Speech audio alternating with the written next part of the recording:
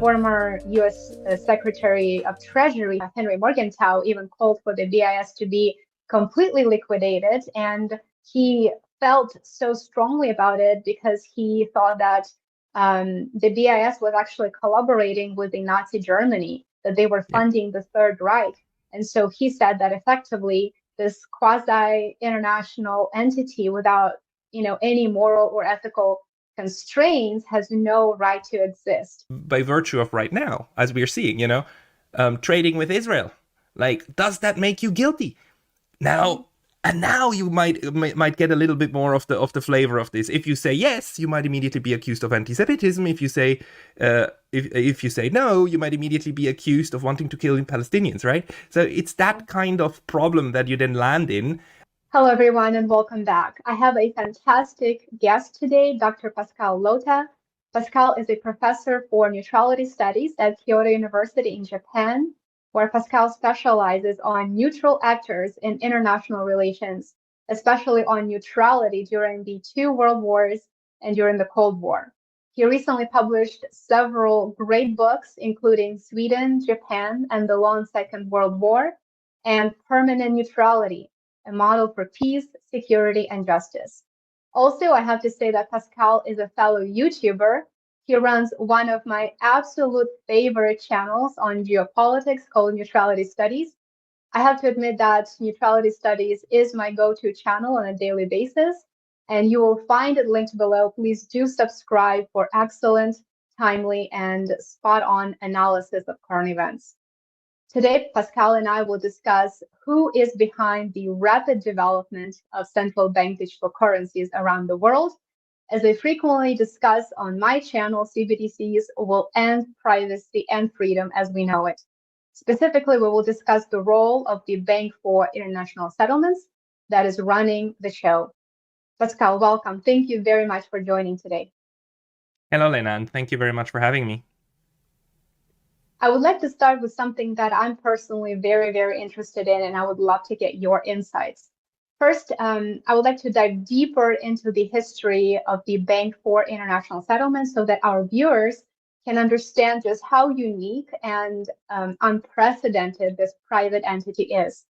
At the moment, there are 130 countries that are exploring CBDCs, and that represents 98% of global GDP. It's incredible.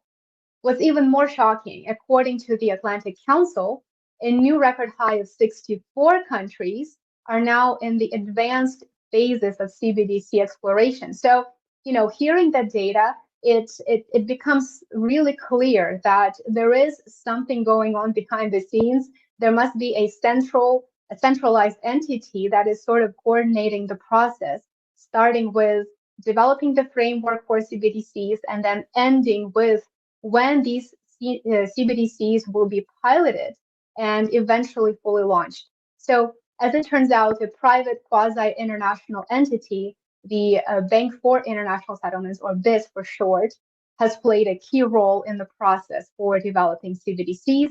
And it has been in the shadows since the 1930s, even though it is, as defined in its charter, a central bank for all global central banks. Pascal, first, I would like to understand what was the purpose for establishing the BIS, and is there anybody, an entity, or a group of individuals who regulate it?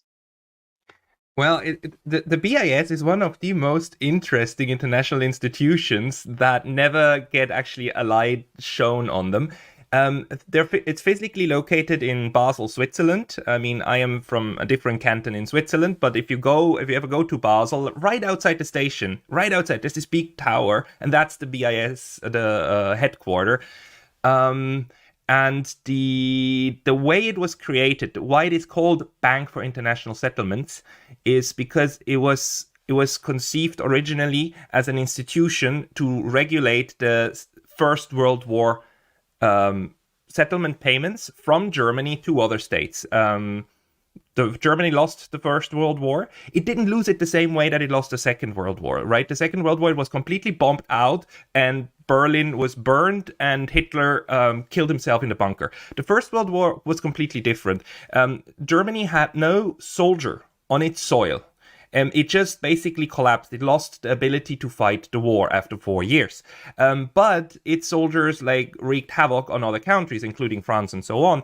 And those countries then forced Germany to accept to pay reparations. And the people who did that, interestingly, thought that it would be a good idea to make the payments of these reparations through not through one of the countries that fought the war, but through a separate institution. And it took a long time, actually. The First World War ended in 1918. And then the BIS, the Bank for International Settlement, was only founded 12 years later in 1930. But its primary purpose then was to regulate these payments. But that was only one purpose. The people who founded it, which were the governors of several central banks, they immediately added a second purpose to it, which was the settlement of central bank payments among themselves. And within basically a year or two, the first purpose was suspended because of the 1920. How would you like the opportunity to win a £10,000 trading account, yours to trade with? 1929 financial crisis. Only the second purpose of doing settlements remained, and that's until today. I mean, the BIS, to my knowledge, doesn't do any kind of settlements anymore. Actually, Germany kept paying until I think 2009 payments for the First World War, but this ended, or something around there. And by now, the BIS central role is to do settlements among the central banks. And we need to talk about this because this mechanic is very, very important. And the second purpose is that it also functions as something of a think tank for central banks. You have a lot of people who then produce a lot of policy papers and research papers. And they meet. It's also a meeting ground for central bankers and retail bankers to a certain degree, of course. And when I say the difference between central bank and retail bank is the central bank is the bank in each country that has the power to print money. Every country has one, but only one, except for the United States, which has a reserve network, basically. But it's still like the principle is the same. It's one entity that has the power to print money, and retail banks are normal banks that you and we use, like what is the Bank of America, all of the different banks you can think of.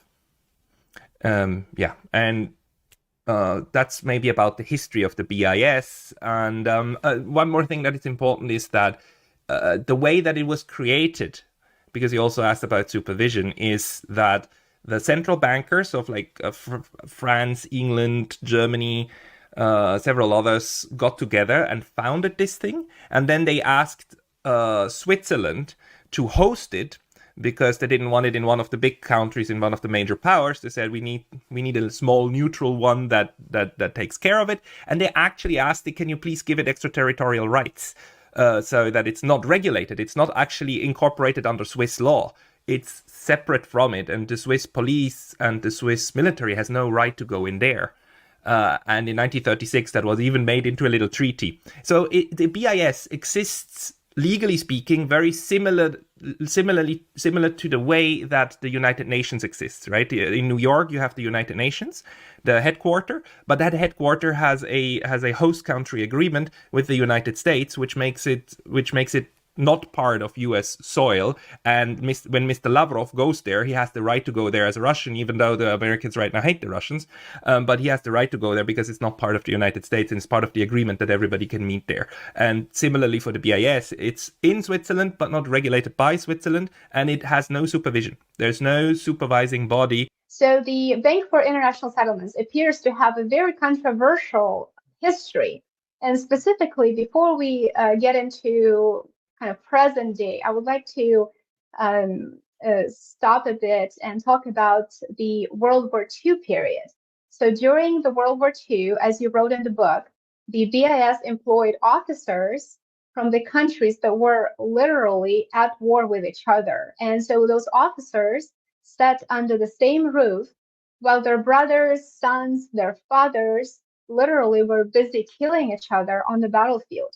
So what I'm curious about is that just the greed of the business elite, since this is a private institution that is technically not regulated by an entity or a government? that made such a grotesque scenario possible? Or is there a better way to describe, to explain why that was actually possible during one of the worst wars in the history of humanity?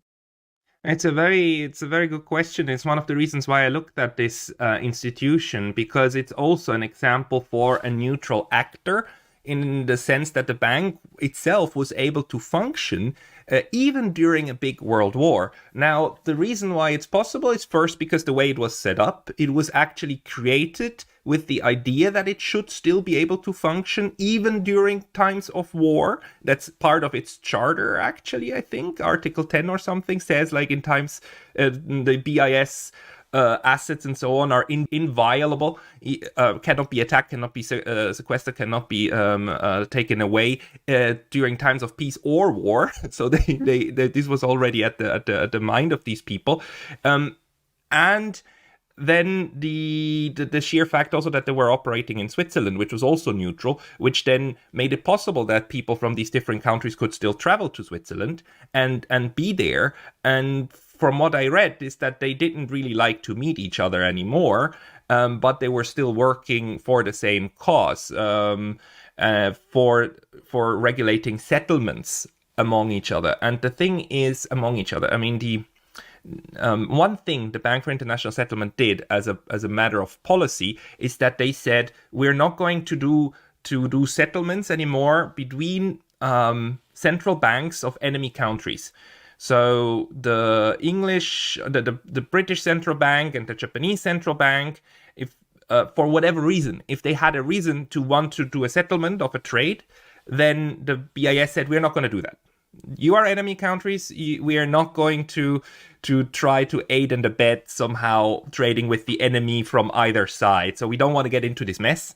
So we are not settling your accounts. But if the Japanese and the Germans, who were still friends, I mean allies, if you want to do a trade, then we'll work on that. And if the British and the Americans want to settle a trade, then we will do that.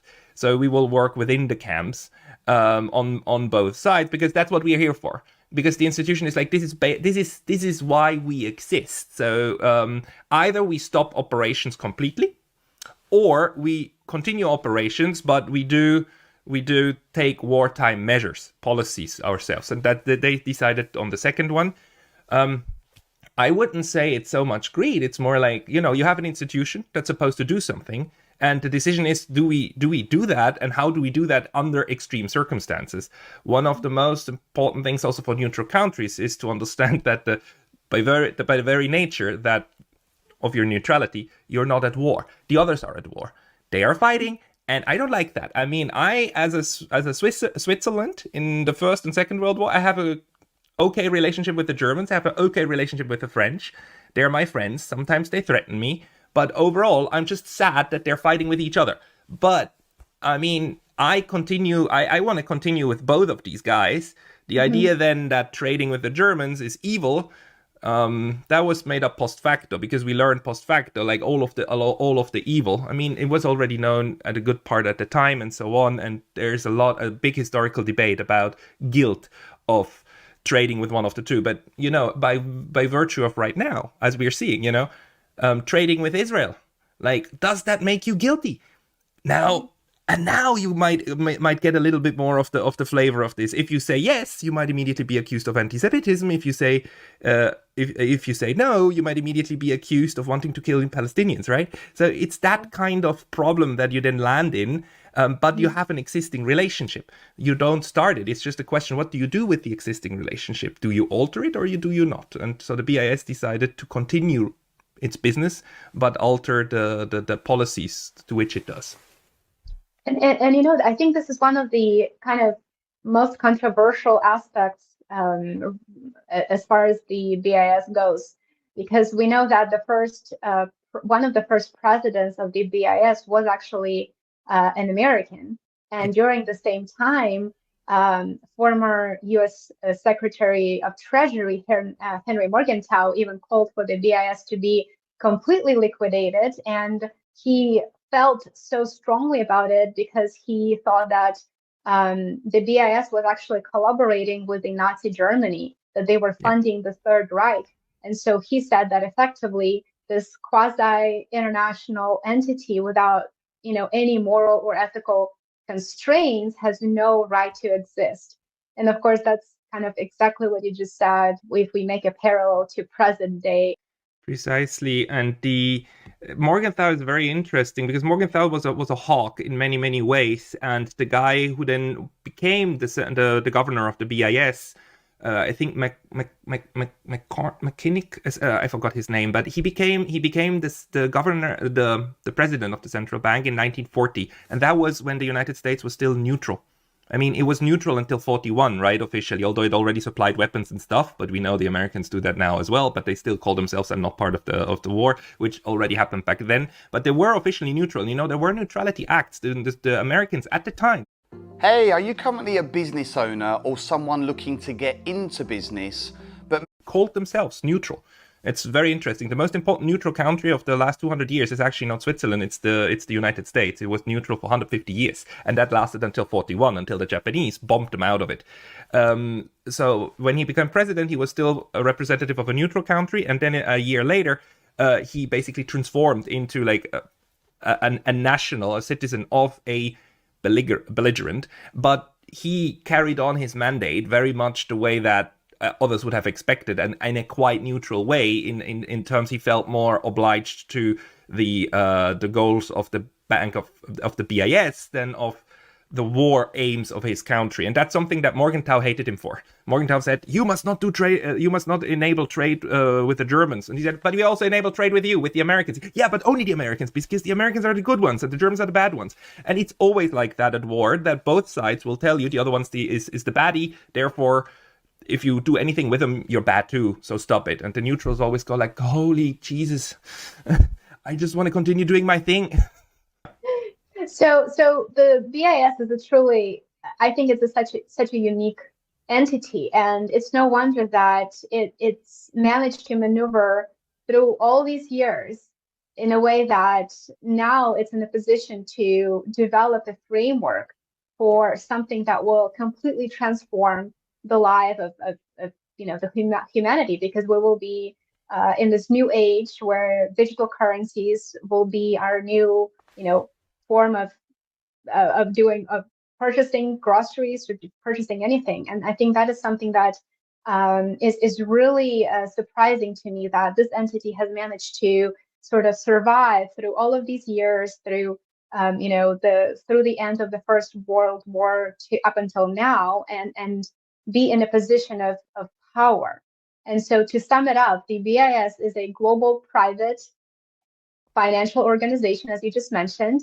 It's set up to withstand anything, peace and war, and that's included in its charter. It is not subject to external auditing, as you mentioned in your book. So that shows me that they don't really have anyone to answer to. They're just basically guided by their own goals and interests, which means that there are no checks and balances in place, right? And the BIS has complete immunity from national laws and taxation. And that's just another aspect of the BIS that I think our viewers really need to be aware of. So yet this entity is the central bank for central banks. And so my question to you is, what role does politics play here? It's very interesting. And when we say there are no checks and balances, it's like there's no checks and balances in the way that national banks are regulated, which are regulated by the central authority, which is always the state, right? And then it makes the rules for everybody. But the BIS is regulated by its own members. And, it is not only the central bank for central banks, it's also the central banks made by central banks and of central banks. Its directors are usually the directors of the different member central banks, right? The membership in the BIS, if you want to become a member, you need to be a central bank. And there's only we have around 190 something countries in the world. Not all of them have central banks, most of them, but the BIS, if I'm correct at the moment, only has around 60 or so member banks. And these members then make up the directorate. What's interesting is, of course, that this means that there's no really higher state power over them. It is it is the different central bankers who run the show. That's why it's actually also very well insulated. And it's insulated from individual national politics by virtue of being constituted by the central bankers. And then it's not completely separate from it, but it is as well insulated as it gets. That's why it's very similar to the United Nations, which is not under one single country's control, but shared among them. The difference is that the BIS is not shared among the politicians. The BIS is shared among the central bankers. And central bankers tend to be different from politicians because they think more about finance and stability, financial stability, and less about politics, actually, geopolitics. They think more about risk, and they try to mitigate risks. Sure. And what countries exercise the most control over the BIS agenda, or you said that there is a think tank, effectively it functions as a think tank, right? Where they get together and they discuss what course of action they need to be on in terms of economic development and financial development, CBDC development. So they obviously have those conversations, and that's how we see the framework being developed. And that's why we see so many countries that represent the majority of the global population actually pursue the development of CBDC simultaneously. When we see 130 countries go through the same stages virtually at the same time, it definitely shows us that there is a plan and everything is happening according to the plan. And the entity that's behind the plan is the BIS, because they're the ones who developed the concept of tokenization, right? And we will talk about that in just a minute. And CBDCs, and they say, well, you know what, we are actually going to tokenize all assets. And that will be the first sort of the beginning of easing people into the new reality. So it's truly interesting that there is the global entity, the BIS, that sits on top of central banks. And it has so much power to set direction for sovereign countries, right? Because they, of course, have their own economic agendas, but they seem to be very much aligned amongst themselves. Well, I view the BIS a little bit differently in a way that I don't think that they sit and then they give directions. It's more like they are one part of a very much decentralized system of central banks and of other financial institutions that all work on something similar that very much has to do with the fact that the technology is now available. We have the technology now in order to do CBDCs and in order to do like digital currency, digital money. We didn't have that infrastructure 80 years ago. Although, let me just add one thing. During the Second World War, a lot of the transaction that did happen between in the camps and between, they already happened wirelessly via telegraph. So digital money, wiring money, is actually a very old technology. It's now almost 100 years old. But we now have the infrastructure to do that en masse, right? In a big way, and not just individually, like between little banks, between individual banks, but now it becomes possible to do it. And it's not just the central banks that do it.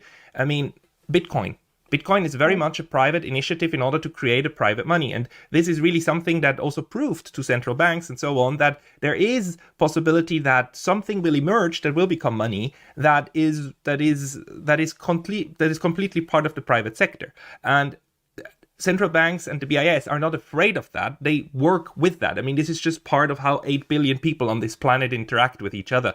And something that central banks and the BIS are very much concerned with is stability of the system. These people want, above all, that it doesn't collapse. And now introducing digital currencies, be they private, like Bitcoin, or be they centralized, like CBDCs, have a big risk of changing the way that that our economies work, because they might impact the way that people lend, that they borrow money to buy houses, and that will then include the entire mortgage industry and housing industry. And if that thing collapses, then holy matrimony. So this is the thing that they research at the moment, and right now we are actually in the research stage still. I mean, the BIS itself published an interesting paper, and we can look at that together, in which they show that they are also very unsure about how things will go, and they're still developing different methods and frameworks that member banks, central banks, can then work with,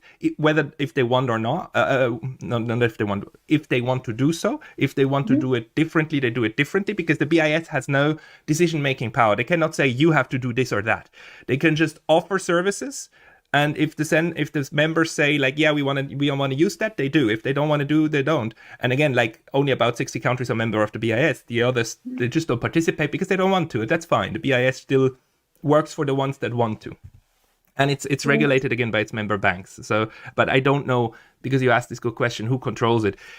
Control has always been shared, but I don't know what the distribution of the different shares looks like. That's something that I would very much need to look into.